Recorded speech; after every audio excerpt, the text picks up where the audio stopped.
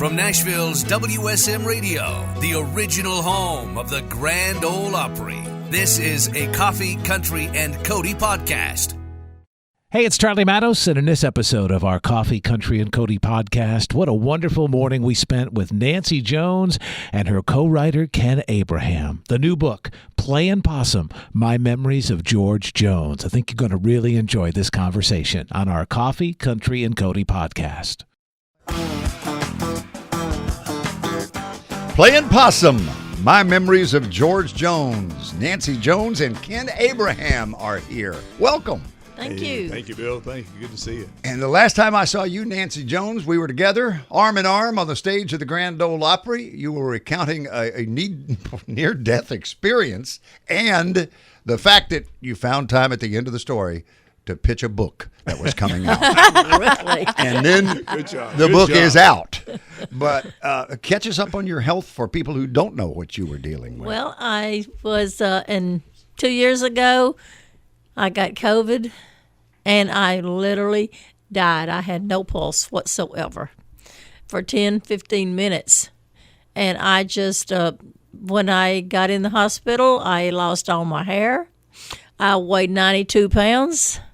I could not walk.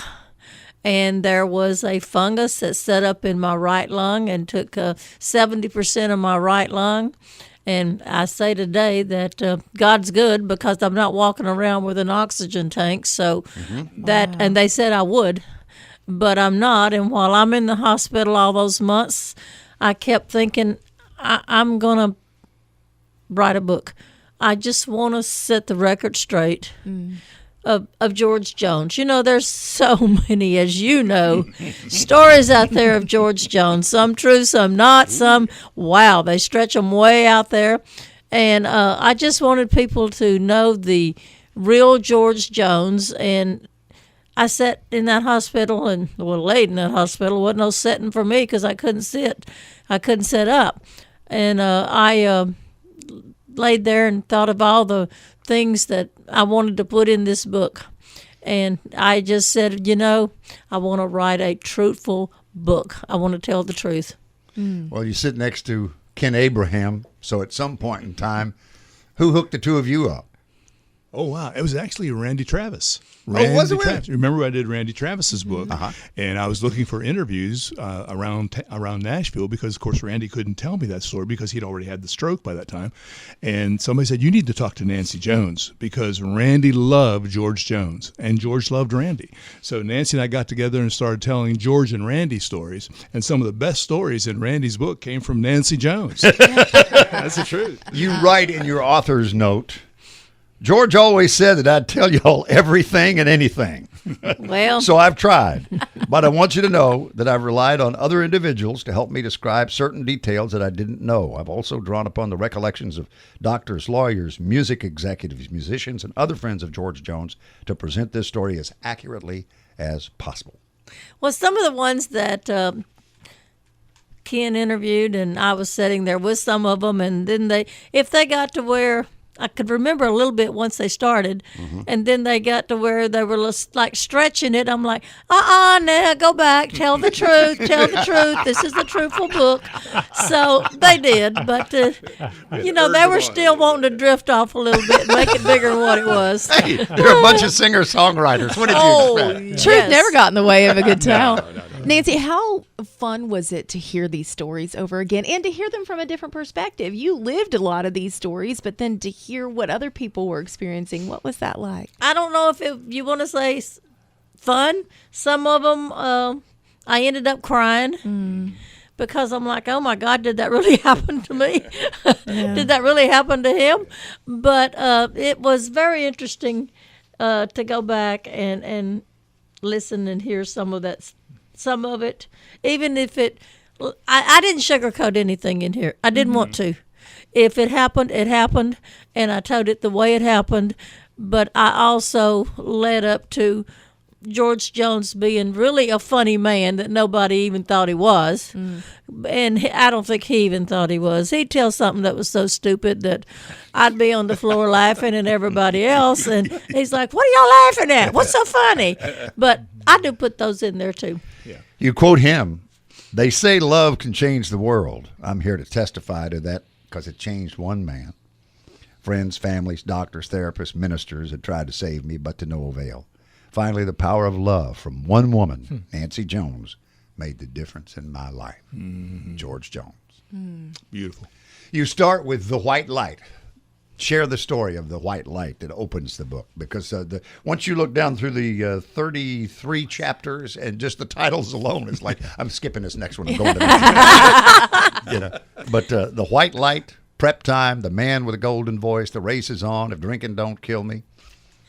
Oh, the white light. That's when I died and had no pulse. And I For 10 minutes. I left. I mean, God took me. And I've never seen a light like that ever. And I say now, well, I want to see that light again. And everybody's like, no, you'll be dead. You don't want to see that light. But it was absolutely beautiful. And I remember the light. I remember how bright it was. And no, I didn't see George, and no, I didn't see God, but I saw this beautiful, beautiful white light.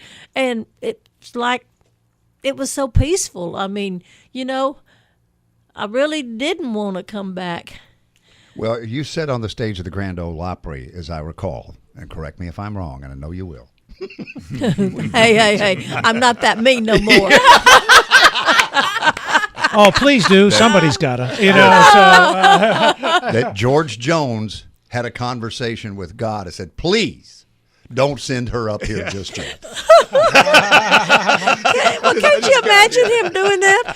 I can imagine him saying, hey, God goes to George, we're bringing Nancy. He said, oh, please don't. I had 30 years of that woman. Let me rest a little longer. That's terrible. Terrible. Well, both Nancy and the one thing I love about this book is even if you know very little about music, you know the cliff notes. I mean, He Stopped Loving Her Today. White Lightning. No Show Jones. You know the caricature. You have made him so human. Like I really feel like I know the real guy, not the caricature of him. That's a great compliment. Well, that's wonderful for you to say that. Yeah. And he was a great guy. Mm-hmm. Mm-hmm. He just so many demons in there. Yeah. I got one. I thought, wow, thank you, God, I got that one out. Well, 3 days later, I had about 5 more. So, the demons had taken over George, and that was why I wanted so bad and stayed there and fought like I did, because I knew there was a good man in there, and I knew that he deserved to go to heaven. You married in March of '83. You write in Chapter 7, alcohol, cocaine, and attempted murder. George came back to visit once or twice and then went back to the road. This is when you guys were dating at this point, right? And you were your boss told you if you need to be with him, you can take some time off. What was going on in your two lives and in George's life as you wrote Chapter 7? Well, I worked at building telephones. I mean, those really telephones. And it was a hard job. And I'd never realized that I would be with George Jones. But the thing about it is that I wasn't into country music at all. I was a Creedence Clearwater girl, man. You could give me a turn that on and I could clean a house up in 30 minutes. But I was just into Creedence Clearwater. And then when George came along, when I did get to hear him sing, I'm like, where did he get a voice like that? Mm-hmm. To me, I've never seen anyone that could phrase words like he did and don't even open his mouth. I mean, it's the truth. I mean, y'all all know him, but he was just, and he never had a lesson on singing. He was just born. God just let him born with that. I call it that golden voice. Mm. And I just, my boss was like, you don't want to go with him. He's a drunk. He's this. You've read all this stuff. I said, I don't know anything about him, and I'm not going to judge him. So that's how I got started with George. I mean, once he got to my house after letting me fly all the way from New York on a commercial plane and getting home late and him chartering a plane and sitting at my house when I got home. It's like, yeah, me, I'm all exhausted and got to go to work, and he's just sitting there all rested up and stuff. But once we got together, we never left each other. And where did you meet him the first time? New York. In New York. And what were the circumstances? It was a girlfriend of mine dating his manager, which, well, later on I fired because he was a crook. But anyway, it was his girlfriend dating his manager. And she just begged and begged and begged, please go, please go. I'm like, I don't even like country music, okay? She was like, please. I said, okay, I'll go. And that's how we met. And, you know, he talked that night after his show. He talked all night long. All we did was I listened to him. I think he told me things he probably never, ever told anyone. And I just felt sorry for him. I mean, I know some of the things he said was cruel and mean, and I believed him. And he even started from his childhood to where we were to that night. So I just was ready to be a fighter and get him out of some of the stuff he was in. He told me one of the sweetest stories about his mom and daddy would let him sleep in the bed. They'd say, George, come get in the bed with us. And they'd listen to the Grand Ole Opry. That's the only time they let him do that. And he said, I'd get sleepy and I'd doze off, but they knew to wake me up when Roy Acuff was coming on. Oh, yeah. Roy They say, Acuff and wake up, Glenn. yep, Roy Acuff's coming on. and Bill Monroe. Yes. Nancy Jones is here. Ken Abraham, Playin Possum is the book. This is George Jones and Choices. As you listen around the world on WSM Radio, WSMRadio.com, and watch worldwide on Circle Television, CircleAllAccess.com.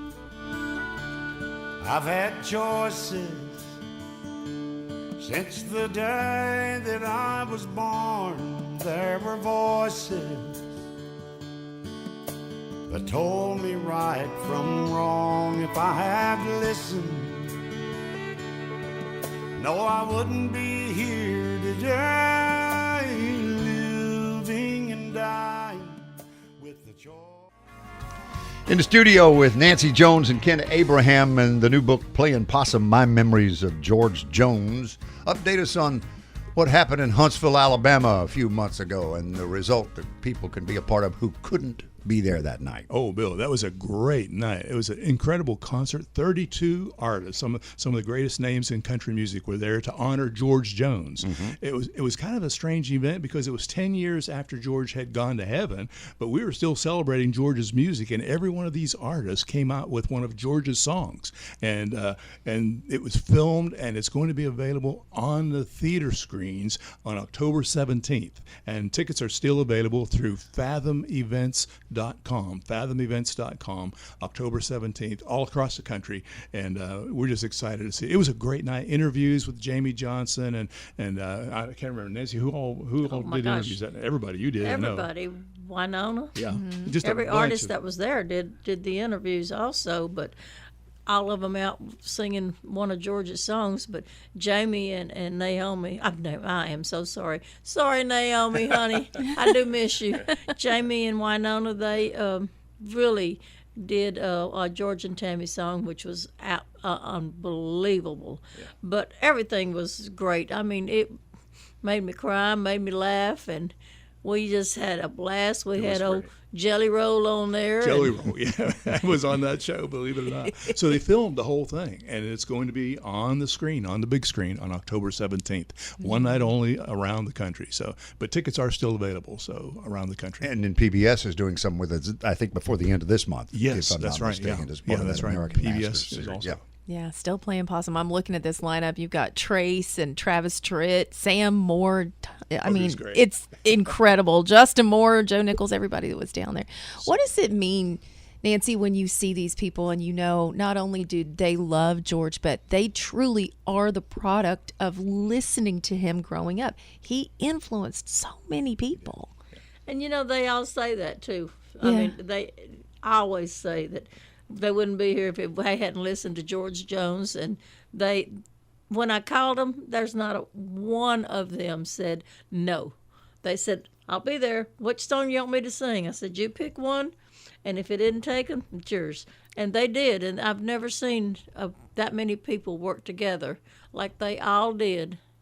and me sitting out there in the audience crying. But it was absolutely unbelievable. If you couldn't get to the show because it sold out so fast, but you can go to the movie theaters and see that, and it's just, you're not going to leave there without laughing and crying because it was so good.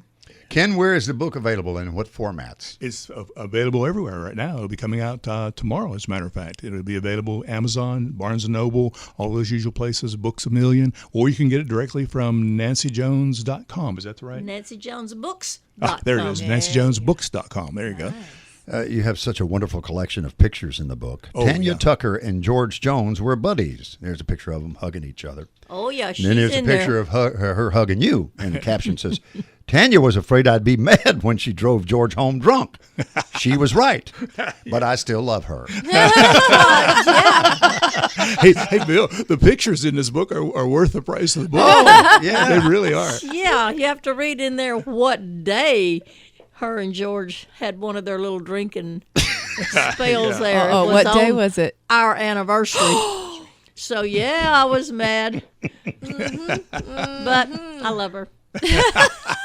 And you know, one thing about this book is your story is told because people know about the George and Nancy story, but may not know as much about Nancy as they need to. You write in here, my dear daddy, and you got him pictured, he loved God and slept with his Bible. I was an adult when I met my half-sister Lois for the first time, and there's a picture of the two of you. And then you say, follow up on this, please. Evie Ford, my mom, she preconditioned me for George. She did. She did. Not in a good way either. No. There you How go. so? Go ahead. My mom, I guess you can use the word bipolar, I guess, because I don't know if she thought she was being evil or if that's something that God had her to do to prepare me and make me strong along the way with George. But I'll give you one example and then you can read the rest. Right. Is that her way of punishment was not what, I mean, she'd be locked up today, but you would get she'd get these pinto beans, dry pinto beans, put them on the floor and make you kneel on them all day long. And if you tried to get up or rest a little bit, then you got a switch on your back. And I never could understand at that time, is like, why did God let me go through this? I mean, I didn't even do anything it's just if she was mad at somebody else, then first thing, there comes the beans out. You kneel them on all day long. And then when my dad would come home, he'd have to get a knife and get them out of, and flick them out of my legs. Because they'd become my knees. embedded. Yeah. So I guess that now I look back at it and say some of the things that she did, and I guess it was preparing me to be a strong person because. But it was also abusive. Well, it was. That's what I said. They'd lock her up today, right. But it was abusive, and it made me strong. I'll say that much. Mm-hmm. So the whole time that I was married to George, and he was abusive, it's in there. Like I said, I don't sugarcoat it. I tell the truth, and not ever did I cry. Ever. Even how bad it got, I never cried. And I think that, now I cry right now if you talk about anything. You talk about my dog dying, I'll cry right here till tomorrow evening. But I never, ever cried, and I never, ever cried when I had COVID. And they're sitting there thinking that I guess they thought I couldn't hear either because they'd say, well, I don't know what we're doing this for. She isn't going to live to daylight. And I'm like, you crazy bunch of people. I was put here to write a book. I ain't going nowhere. There you go. You know what, Bill? It just really impressed me getting together with Nancy to do the interviews for this book. She was not going to let go of George. She's just going to continue to believe in that man, that God was going to change him and make him into the guy that God wanted him to be. She wouldn't give up. Nowadays it's just so easy to write people off and say, okay, I've had it with this person. Mm-hmm. Nancy would not do that with George. And George was the beneficiary of that. And so are we as a result of that. And you chronicle the infamous automobile accident that was a life changer. We talked about choices there a little bit earlier. And pictures are in the book. But you close with Walk Through This World With Me. And you guys did for how many years? Well, we were together 32 years, married 30 years. And take us through the last days when he fell ill. Had he been ill? Did you see something coming? He had problems of lungs, his lungs. And because he had been a smoker, obviously. Oh, gosh, since he was 6 years old. Wow. Oh, yeah. So it was back in those days, I think every child that was in Texas was smoking. Mm-hmm. But he, his lungs was really giving away. But he just did not want to leave the stage. Because I would say, George, why don't you just stop and enjoy the rest of your life? And he's like, if you want me to die early, take me off the road. Because that's all I know to do. That's all I want to do. And so I used to think, oh, my God, he's going to die on the stage. But he didn't. But the thing, he did die, though, 1990 when he hit the bridge. Yeah. And that, people thought then he was through drinking. Well, in his mind, he was, because he quit doing the whiskey. And to him, that was drinking. But then he would do the vodka, those little old bottles. And, man, I had to go find them everywhere. They was in his coat pocket, in his boots, in the closet, in the car. And I would destroy them. And, yeah, it'd make him mad, but I didn't care because at that time, to me, that's drinking. Mm-hmm. And he'd like, well, you can't smell it. Well, yes, I can. How do you think I know you're doing it? Goofy? Yeah. Well, the book closes with Nancy Jones' salvation prayer. And I encourage you all to make sure you read that. Well, he hit that bridge. And when he hit that bridge, not far from the house, he died in the helicopter twice. But, God wasn't through with him. He's like, man, got to get out there and you got to sing a little more and you got to get your life straight so you can come to heaven. And George was a very spiritual person. A lot of people don't know that, but he was.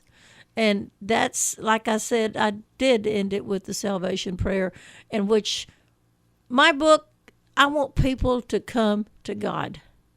This world's crazy right now. And all you got to do is reach your hand out and God's going to grab it. And he's going to lead you the right way right now. And that's what he's done to me. And I would not change anything right now because I feel better with God on my side. I feel lighter. I know that George Jones went to heaven. Nancy Jones, thank you for being such an inspiration this morning and sharing George's story and equally yours, Ken Abraham. Great to be with you. How many books now? I heard Kelly ask you earlier. We think it's 109. We think this is the 109th book. Oh. I'm going to get a real job one of these days. No. Maybe. I don't know. After me, he quits. No. Playin Possum, My Memories of George Jones with Nancy and Ken this morning.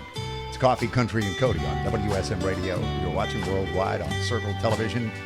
And here we go on that little walk we just talked about. Walk through this world with me.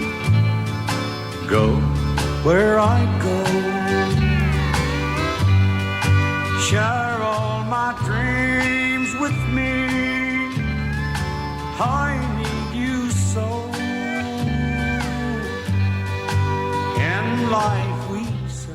Thanks for listening to the Coffee, Country, and Cody podcast. Make sure to subscribe so you never miss an episode. And please leave us a 5-star review. This podcast was produced through the facilities of WSM Radio in Nashville, Tennessee. The hosts of Coffee, Country, and Cody are Bill Cody, Charlie Mattos, and Kelly Sutton. Producer, Eric Markham. WSM General Manager and Director of Content and Programming, J. Patrick Tittle. Copyright 2023. Opry Entertainment Group Holdings, LLC.